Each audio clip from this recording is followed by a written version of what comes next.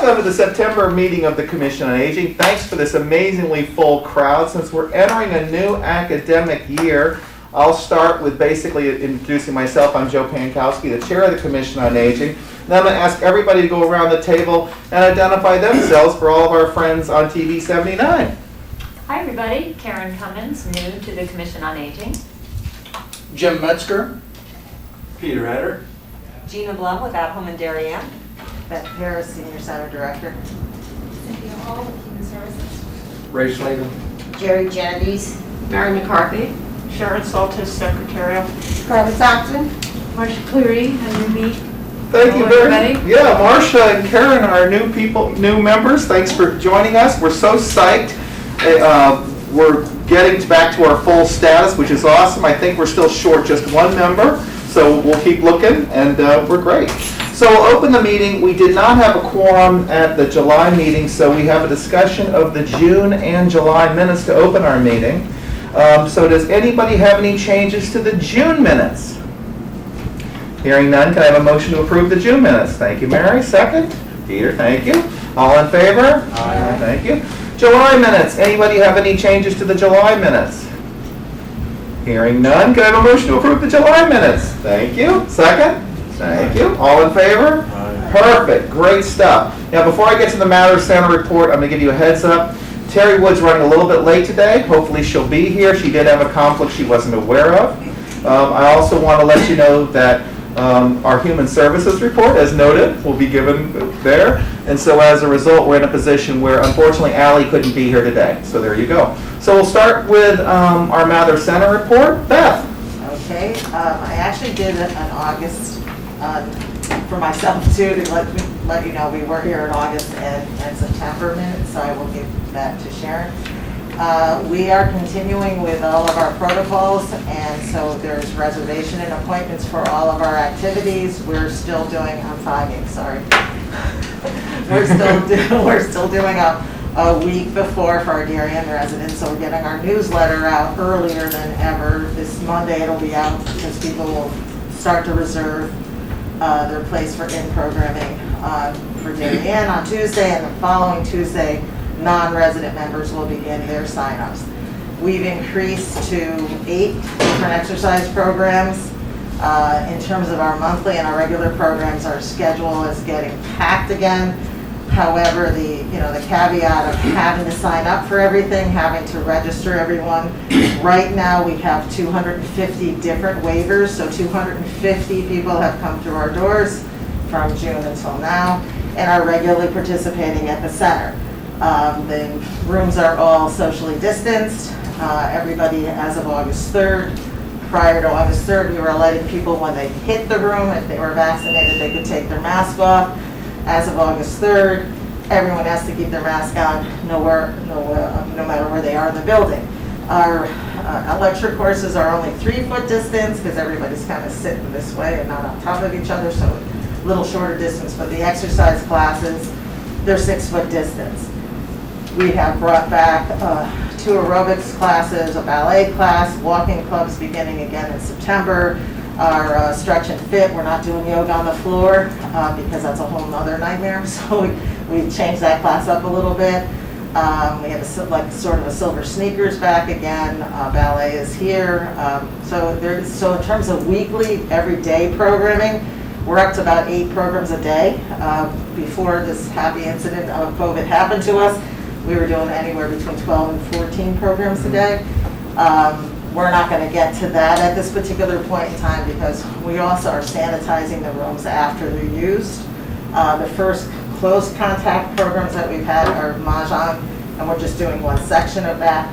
The art classes are almost all back, and happily I will tell you the vaccine, doing the clinics that we did in the Mather Center really helped underscore to residents how wonderful the building is. So we've got so many more new members from, even those clinics were something to do, through those clinics. So we're seeing anywhere, averaging about 45 people a day through the drive-through lunch. That is just Darien residents only. It's only open to our residents because our chef really can't do more than 50 a day. So we're kind of being a tiny bit, conscious of her ability and what she can do. But almost all of the programs are filled. So if a capacity for a lecture is 28 people, there's 28 people. If the capacity for an exercise is 16, there's 16 people.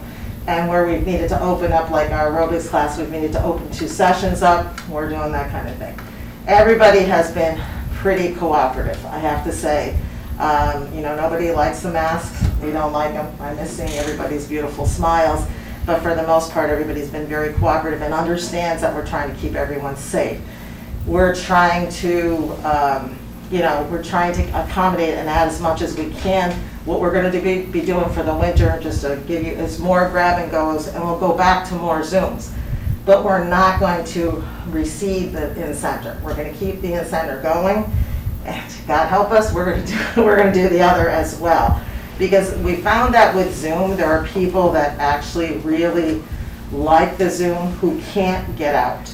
So we don't want to abandon Zoom altogether. We have, I run 2 Zoom classes myself, 1 every single week. And so we're looking at expanding that as well. And it's amazing all the people that we've actually gotten on the computer that weren't on the computer before, thanks to good grandchildren who've come over and helped people with iPads. So, we're going to continue that. And the other thing that we're kind of kicking around is the drive-through lunch.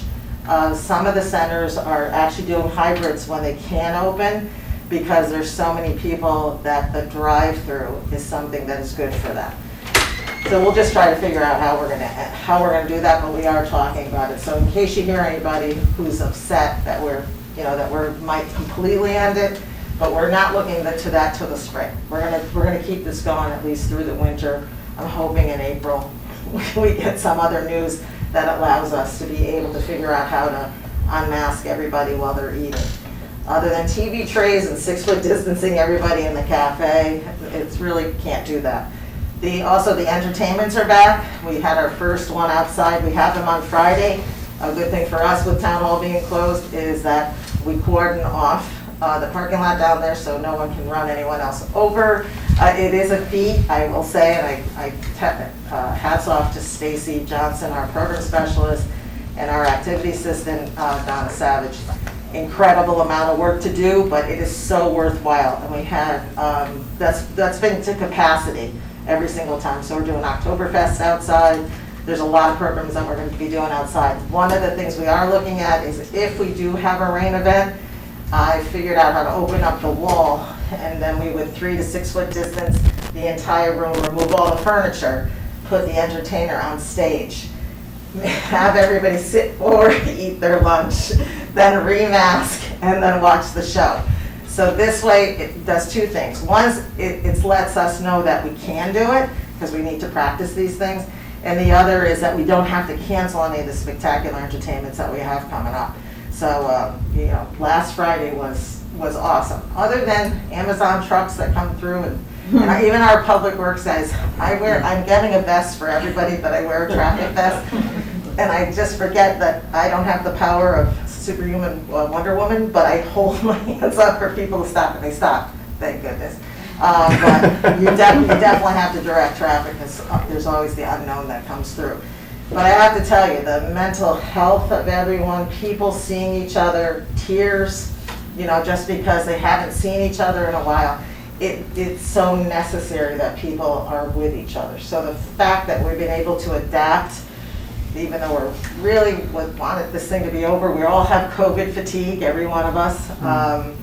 But it's worth all the extra work. If you, at the end of the day, I can't tell you how worth it is. So. Absolutely, the in-person stuff is just critical. I know that we're doing a lot of great stuff with Zoom to those, especially those who can't get to the center. But man, to be able to get people to be able to see each other, even masked, to hang out together is awesome. So kudos to you guys for pulling that off.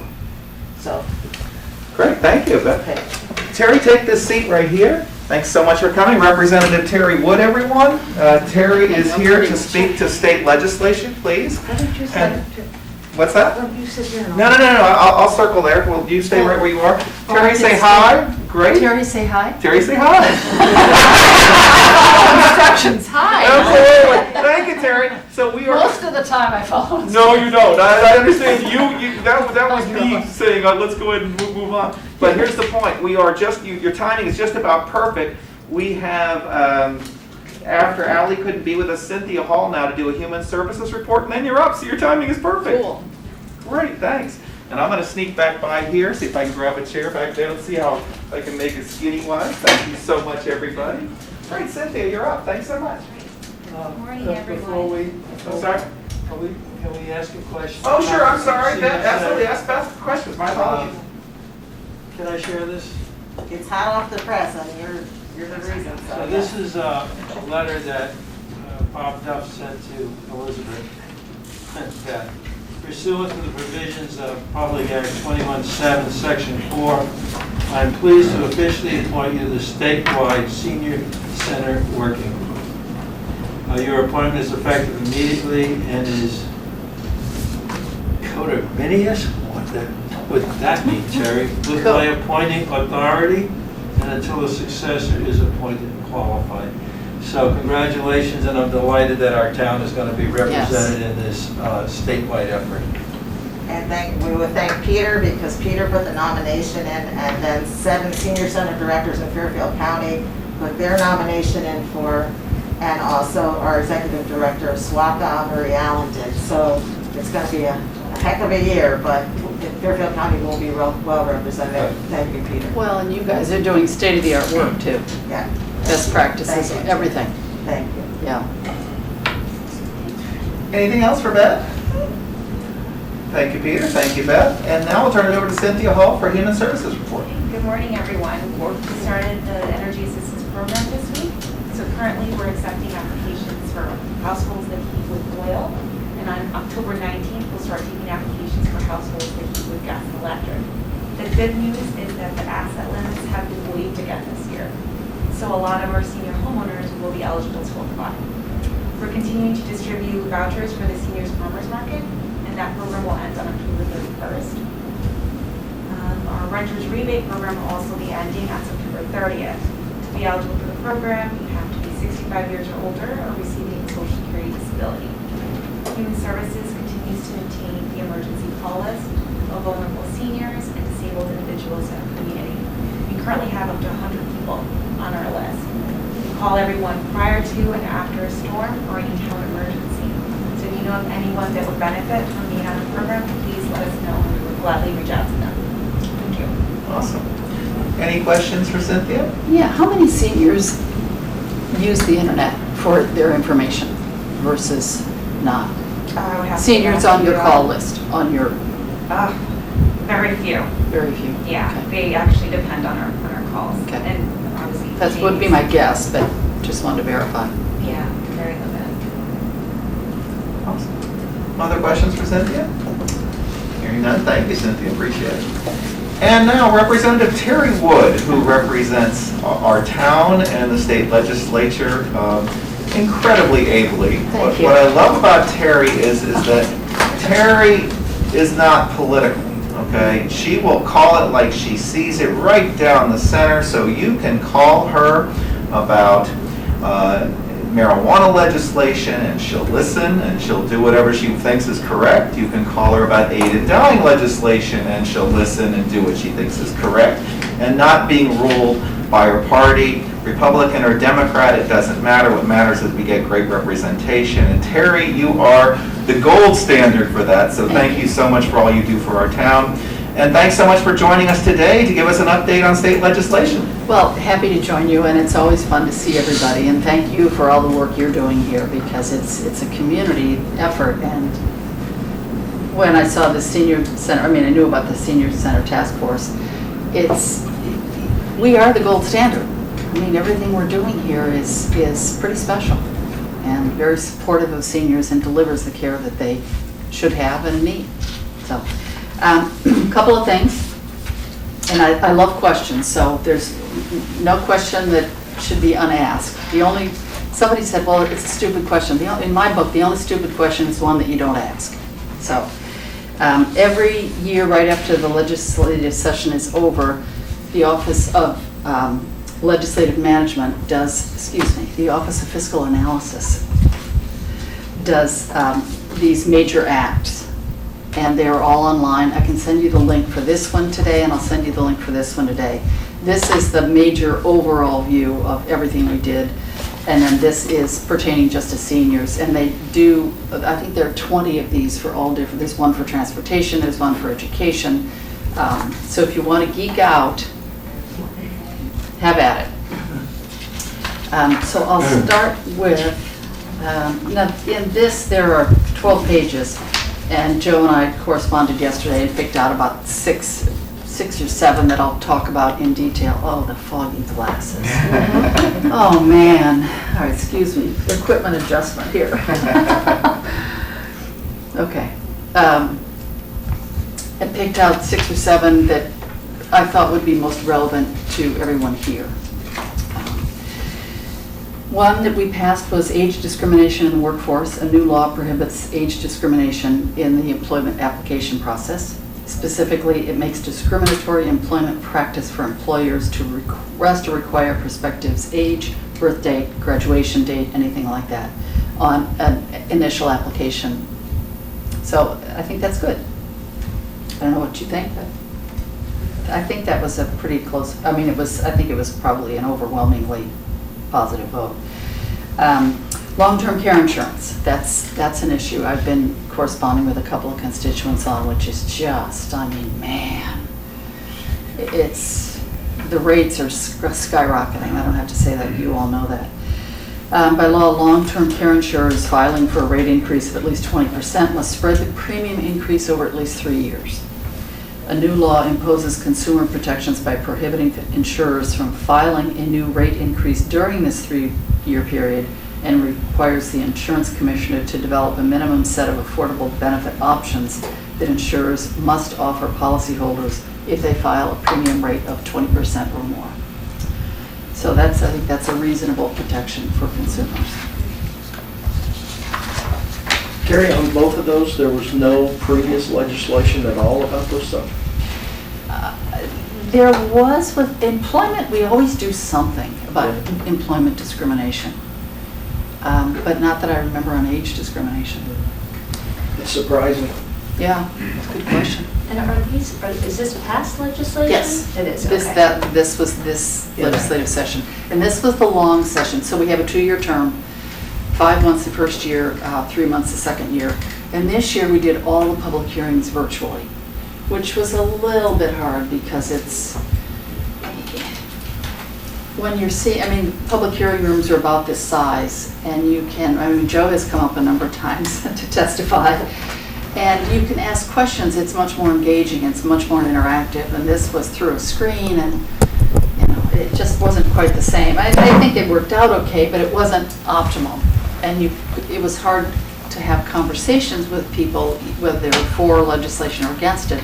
Often when someone finishes testifying, I'll go out with them into the hall and say, tell me more about this, rather than monopolize the time, because a lot of people want to testify, and if one person's half an hour asking questions, you're taking away from everyone's opportunity to testify.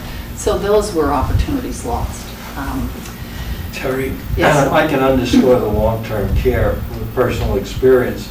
I just renewed mine, and the rate went up so high, I had to decide to cut back the length of the benefit and the amount of the benefit, and I still had to face a rate increase. Right.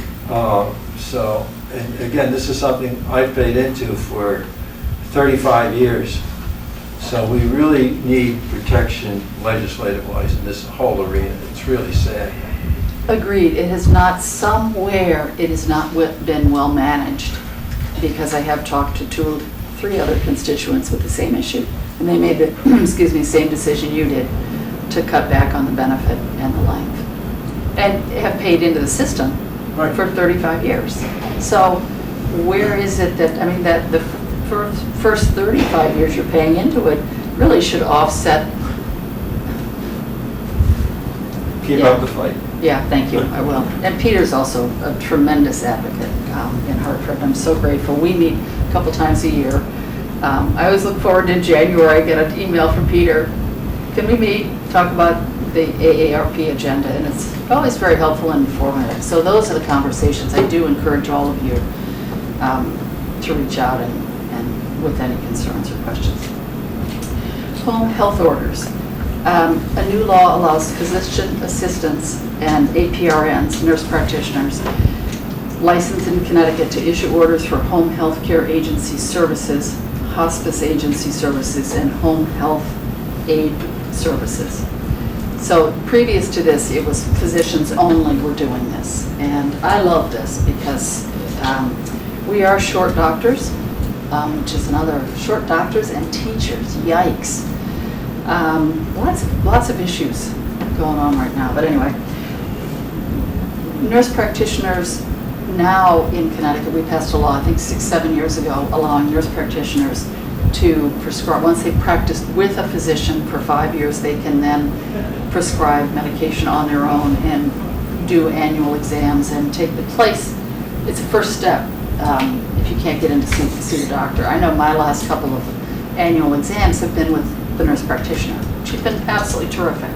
So I think it's a great, I don't want to say substitute because it's not a substitute, it's a great addition to our medical care for quicker access and very thorough. These people are terrifically trained and it's great. So, and that takes effective, took effect July 1st.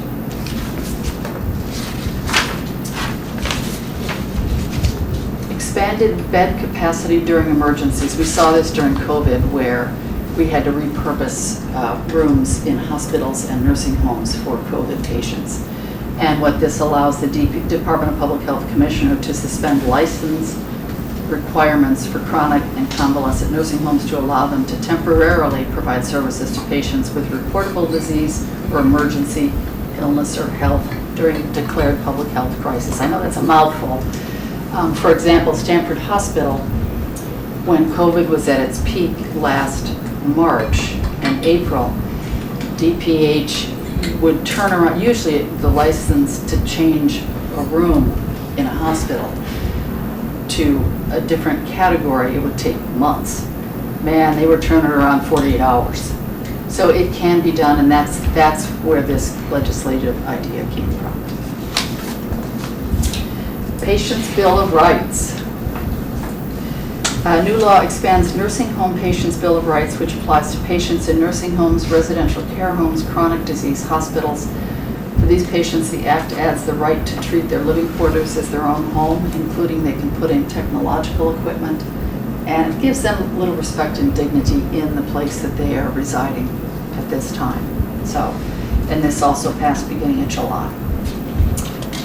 And that was hugely due to Peter and AARP pushing, especially on the issue of video cameras, allowing seniors to be able to install video cameras. So kudos yes.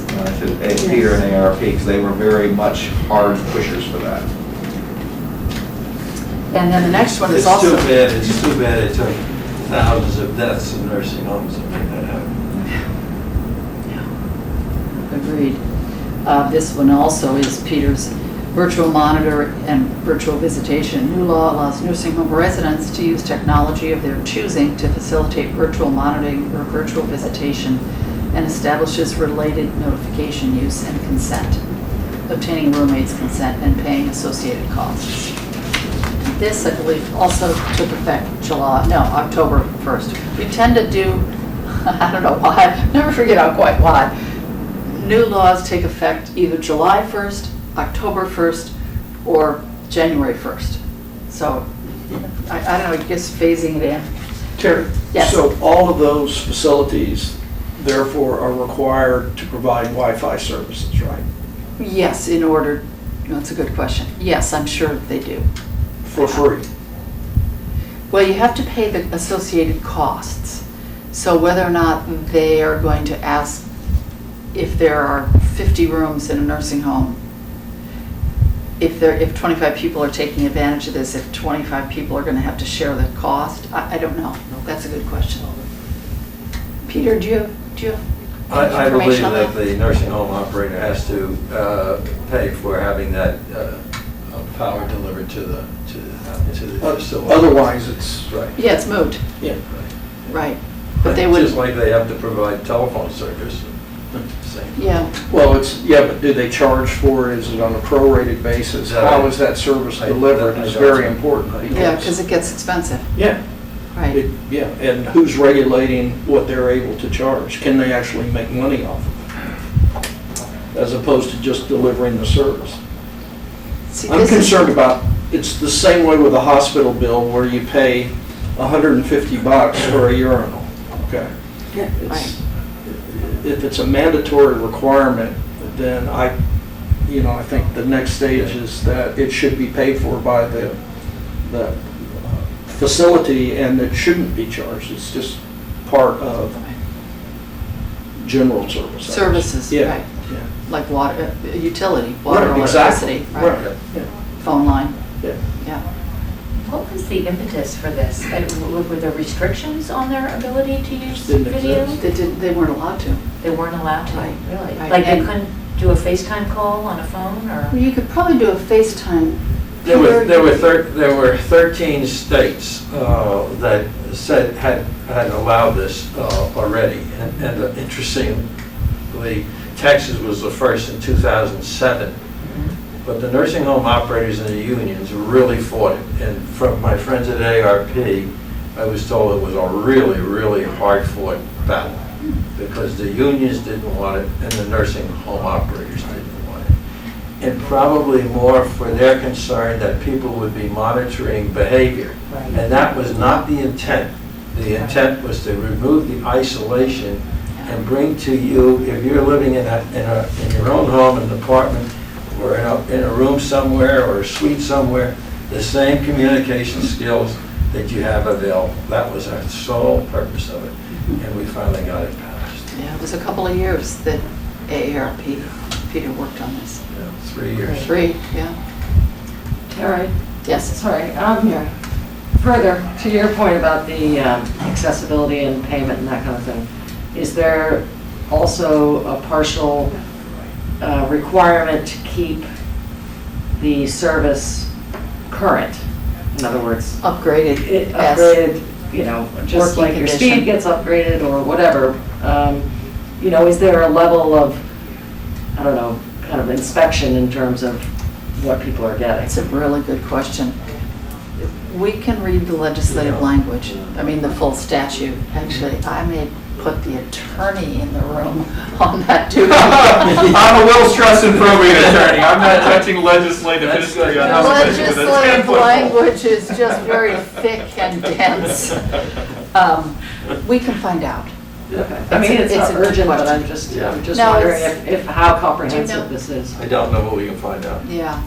Terry, I just want to Yes. make a comment. There's three to four nursing homes that I know very, very well who during the entire time of COVID were doing FaceTime, and especially for people that had hospice care that couldn't have family to come in because they were worried about the family getting sick, Oh. not so much just the patient.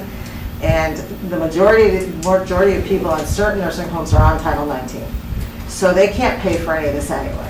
And I doubt the federal government is going to, and the state government is going to come together and volunteer to pay any more than they possibly can pay. I had asked the question if something was going to be taken off the amount of money that they get per month, which is very little for like personal care items and things like that. And they said absolutely not. So these are 4 nursing home directors that I know really well. Right. Now, again, they're better nursing facilities too, but so that does make a difference. And I think the fight was really for those that were marginal. Right. Because the ones that, were doing the right thing already. Just a personal note, my daughter, there's people that don't have iPhones. She was doing it on her own iPhone, family visits with people, and they were FaceTiming and everything. And every Sunday, she had about 50 people during the height of things that she went from room to room so people could see, because in her facility, there was no way to visit like outside. Some facilities were doing that. They had courtyards and they had the ability for people to pull their chairs up to windows and doors. They were doing that. So I just want to speak for the better facilities that really, Absolutely. help push this through Absolutely. too, because they didn't want to see, this quality of care is really, really extremely, extremely vital to Yes. these folks that are in these So it's facilities. connection. Yeah, so, but I would think that they can't give, just based on the fact that if you're on Title 19, what money do you have? Right. So I don't think they could really roll that cost over unless they can figure out how to get it from the government. I think So- the language here in the summary, my guess is that the patient or the resident is responsible for the equipment itself, and the technology support, the access to that would be paid for. Right. We can firm that up. I mean, often, one year we pass a law and then we realize there's something else that needs to be added to it, and we fix it the following year, a simple fix. Right. You know, we add a sentence, you know. But for the folks that can't even afford a device, Right. there was staff using their own devices. Right. And the family would have something. And then you come with families that don't have devices too, so there's that as well. So I think this is a wonderful door that's open now, and to show the extreme pertinence of this need, and that maybe there's going to be funding that'll be put forth so every facility can even have, you know, so many iPhones or so many whatever that they're used as within the facility. So it's only going to get bigger. So thank you, Yes, Peter, it's and true. everyone who worked so hard on this, because it really is important.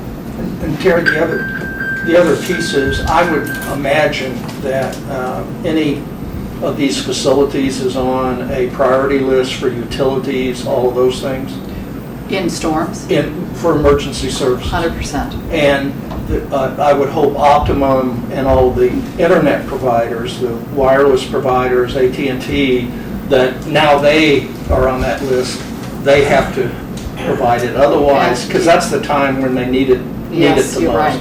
You're right. And that could slip through the cracks that, you know, oh, well, we'll get to them when we get to them. And they don't do that with utilities and other things, so. Right. It's a good point. Next one is the statewide senior working group, senior center working group. New law establishes a 14-member statewide senior center working group to develop a coordinated plan for senior centers and municipal centers for seniors. The working group must report its findings and recommendations by January 1st, 2023. So a year and a half from now, that's a good length of time. I chair the special ed task force, and we had a year and a half run to do it, and it's what it takes to do a really thorough job on something that's substantive. You need that. And that came out of aging, housing, and human services. Property tax relief.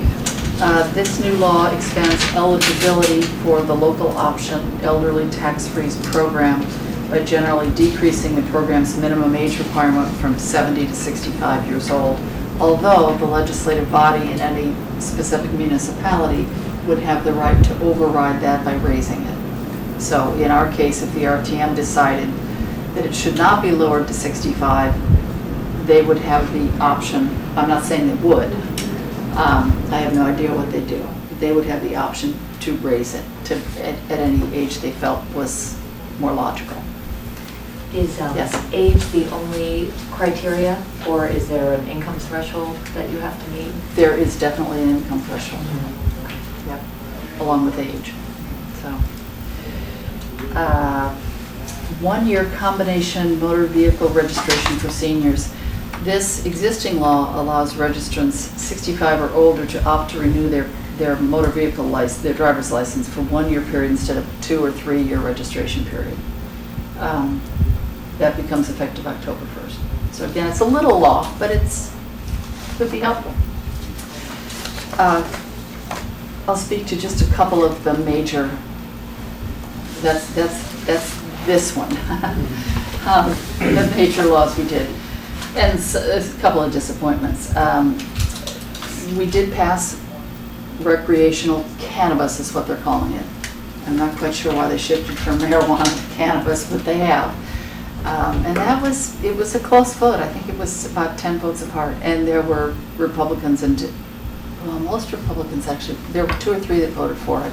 I did not. I'm sorry. You were one of the few people, it's like, I wanted to do that.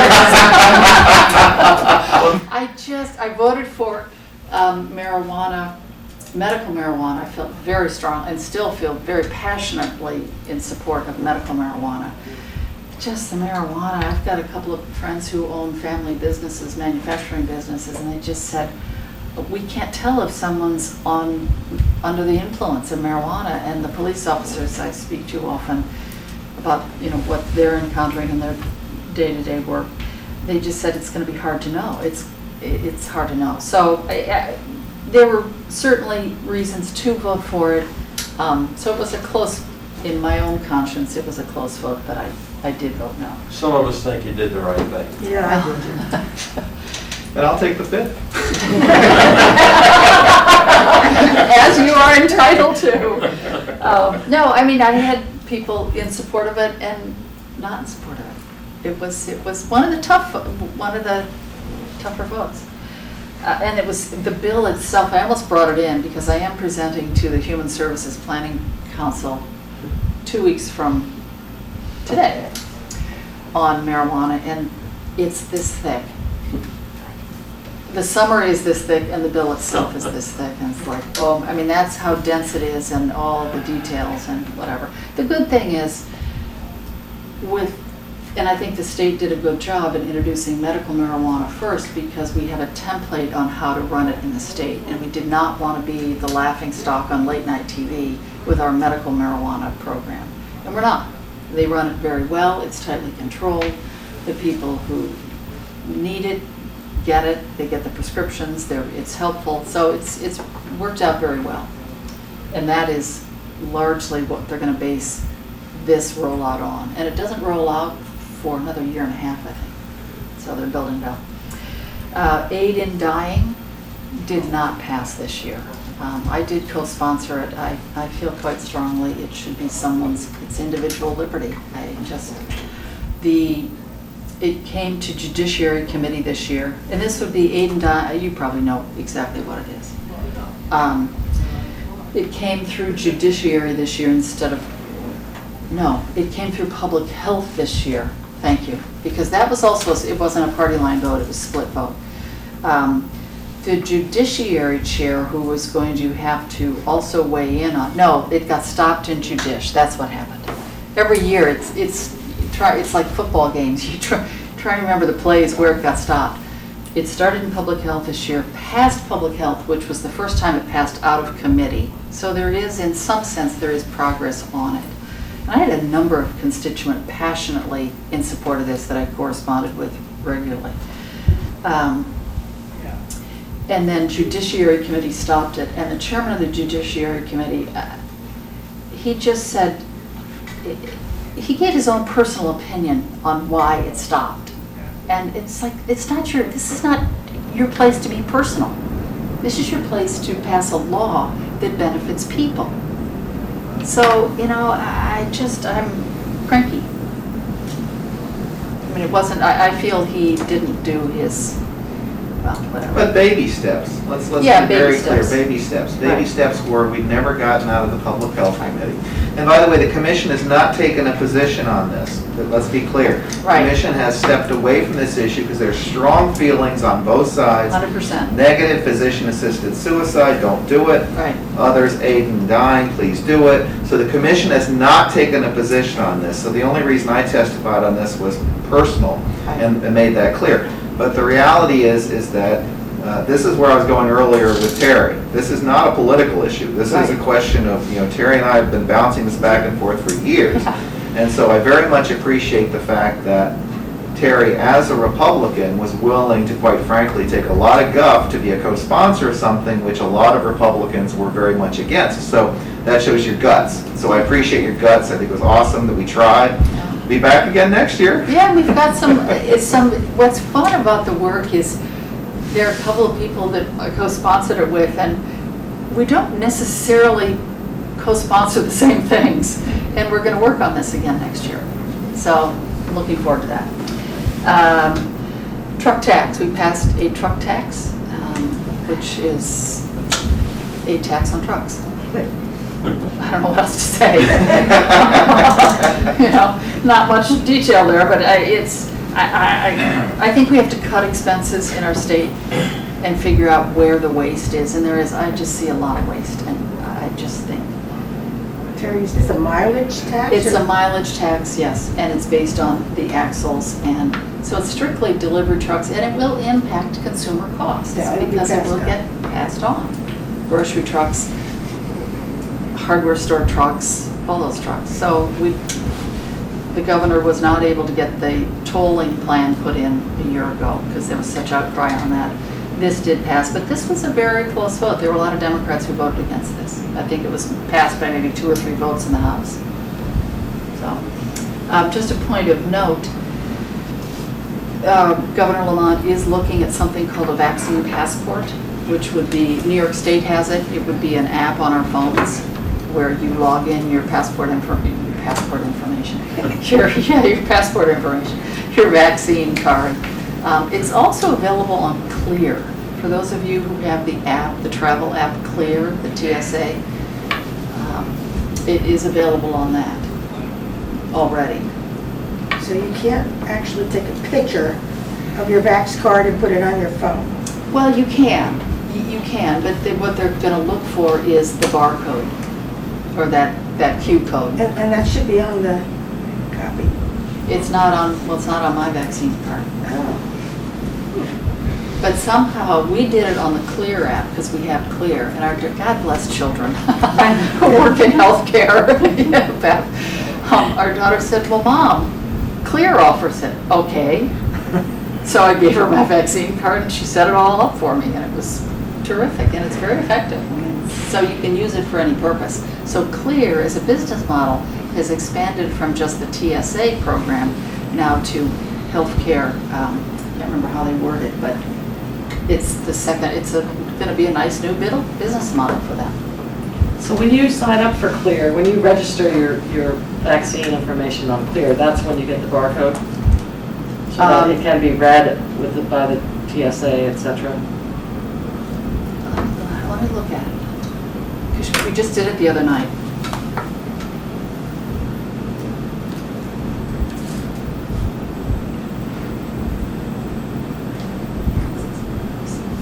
Create your health pass. It's called a digital vaccine pass. Okay, so that's where that comes in, just to clarify. Yeah, and it is, snap a photo, verify your view. I'm gonna have to take this off to. Anyway, somehow they've associated my vaccine card with that Q code, so it does, oh no, all right. Am I able to do this so it'll pull Go up? ahead. All right. I feel like I'm doing flashing or something. Oh, you know what? The glasses made. Yeah, don't worry about it, we get the point. Yeah. There it is, it worked! That's pretty There you go, cool. well done. No, and I'm not employed by Clear. Clear. To be clear, I'm not There employed. you go. But that's, I think it's awesome. I mean, that's America. Wow, there's a business place we can fit in here. It makes sense, so that's where it is.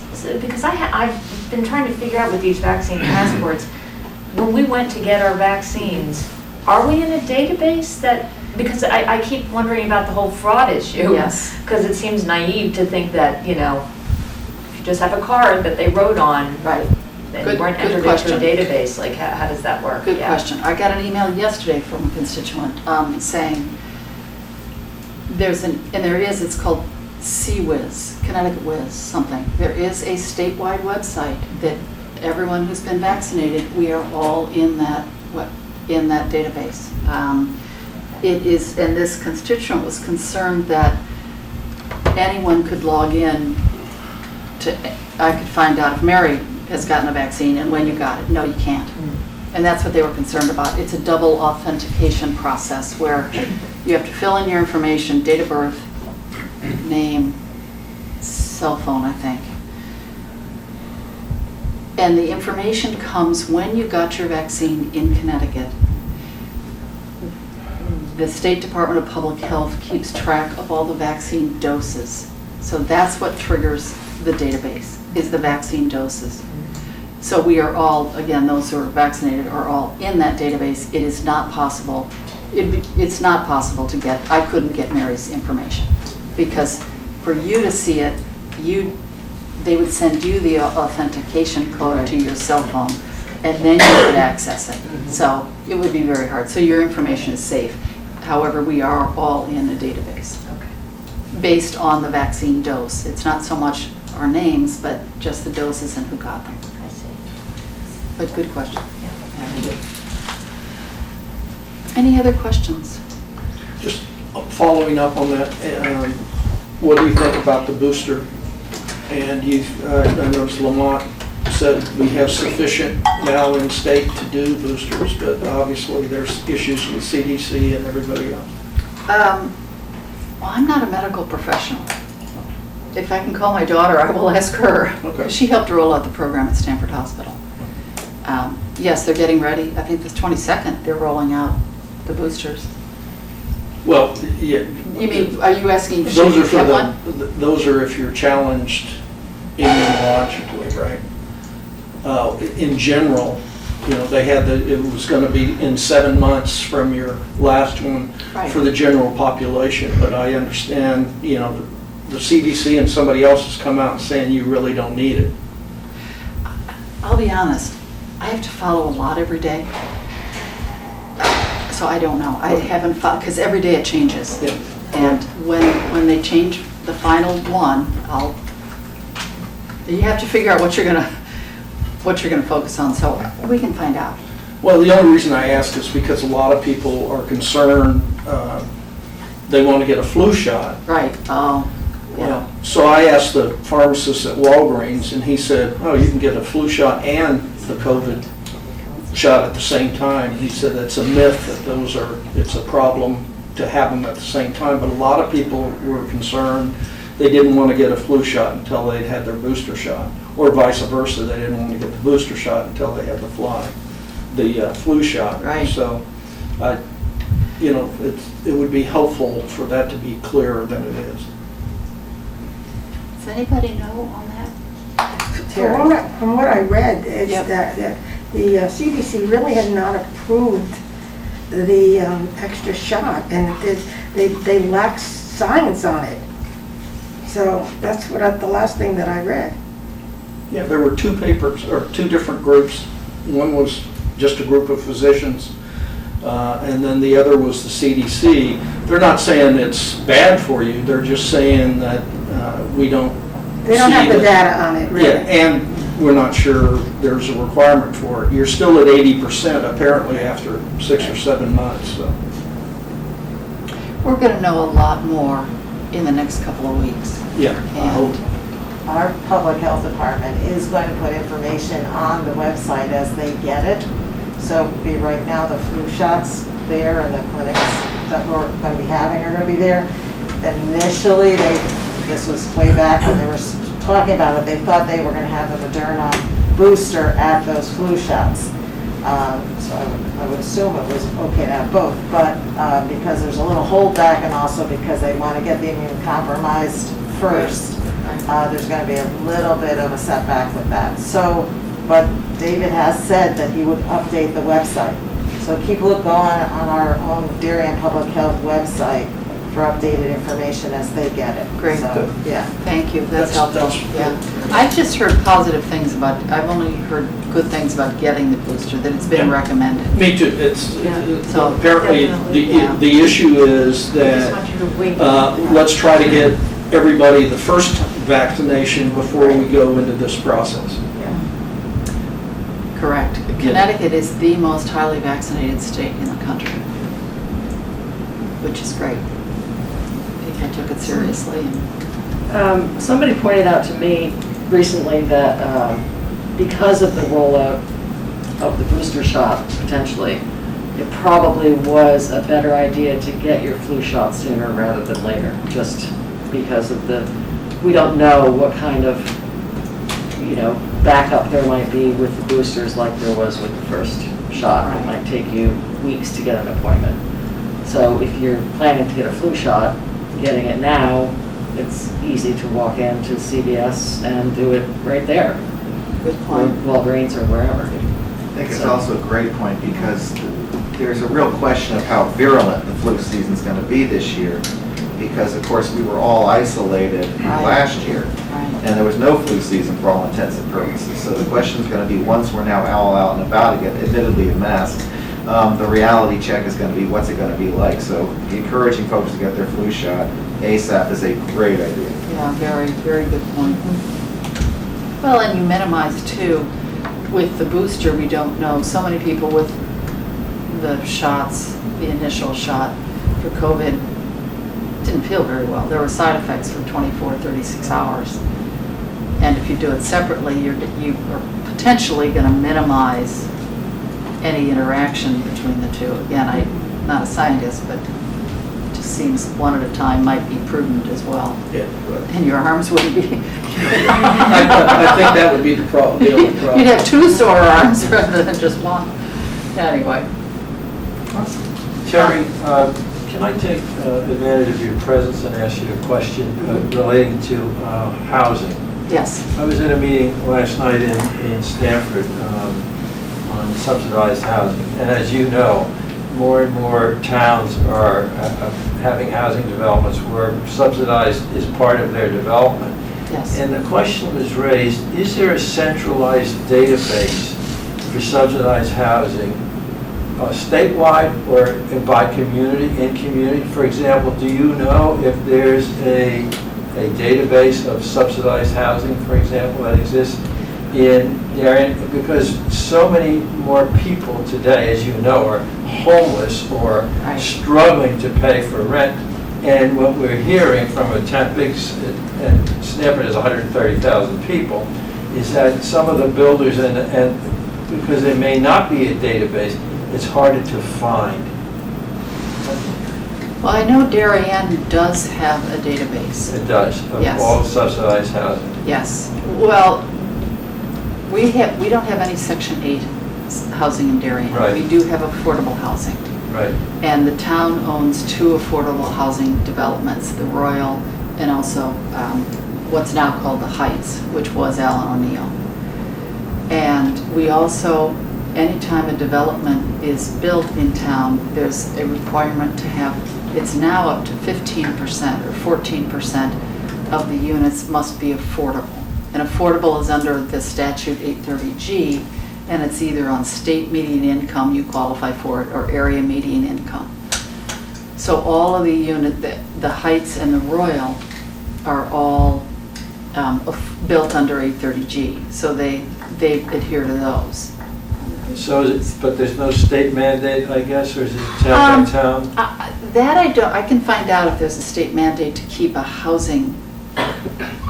list of housing. So Section 8 is federal housing.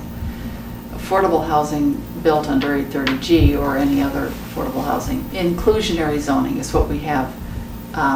For example, when a couple of buildings went up on the Post Road further down from the center of town, they had to have 2 or 3 units of affordable housing. But it's not 830G, it's still affordable housing. And yes, I know Jamie Stevenson has it all in her head, where everything is. I know it is logged in somewhere in town hall. Thank you. I would think planning and zoning has a list of it all, because that's how we keep track of where we are on 830G. Good question. Yeah. Any other questions for Terry? Hearing none. Terry, you are the best. Thanks so much for coming. Very Thank you all. informative. Thank you. Great discussion. Enjoy the rest of the day. You too. Thanks for coming. Back to your. No, I'll stay right here. I'm good. Thanks, Terry. Everybody, bye, Terry. Bye, Terry. Thanks, Terry. So thanks, everybody, for an awesome discussion. I don't know about you, but just hearing all of that information is fantastic. We'll get those 2 documents. We will put them on our minutes, so we'll make sure that we get them to our secretary so that everybody can have those who logs on to the September minutes of the Commission on Aging. They can look at that legislation as well, so you'll see that. Is there any other old business?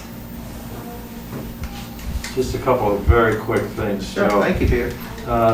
Darien Library, their plate of Zoom events is enormous, and they're going to continue it for our seniors to point out, I think, on Wednesday, October the 6th.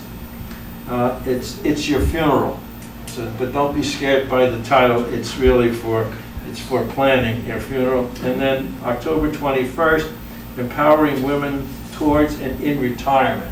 So and again, I would encourage you to visit the Darien Library website and just go to events and click on that. Even more important, go visit the Darien Library. The Darien Library is open and it's in full service, and it's not crowded by any means at this point in time, but their programs are coming back. So again, we'd encourage you both to visit the library and to continue to look at, as Beth pointed out, the Zoom programs that are so important. And then one other thing, an announcement of an event you do not want to miss, because if you miss it, it'll be 200 years before you participate in it again. October the 23rd is Heritage Day in Darien. At 1 o'clock, there's going to be a reenactment of the kidnapping of, arrest of, I guess some say with arrest, some say kidnapping of Pastor Mather from the First Congregational Church. And at 2:30, there's going to be a battle reenactment at the Mather Homestead. So that's October the 23rd. That's a Saturday. And again, we'd encourage you to participate in that. It's been remarkable. They've been doing rehearsals at the church, and it's going to be fascinating to see how they pull this off. And so long story short is, yes, absolutely, I encourage everyone to do that. They had rehearsals. They had people trying out for parts. I know personally the Mrs. Mather. So as a result, she has one line, she tells me. So in any event, the long story short is absolutely October 23rd will be an amazing day in Darien. That's it, Joe. Anything else, Peter? Cool. That's it. Great. Gina, anything going on at home in Darien? I know you've got some good stuff. Yeah, well, you know what, the latest issue of Out and About came out last week, so if you haven't received a copy, call the office and let us know, but we're busy providing transportation, volunteer services, and lots of other good things that seniors need to remain living independently. Awesome. Thank you so much for what you do. That's good stuff. Any other old business? Any new business? Well, we're going to still make our deadline. Thanks, everyone, for coming. Okay, I have a motion to adjourn.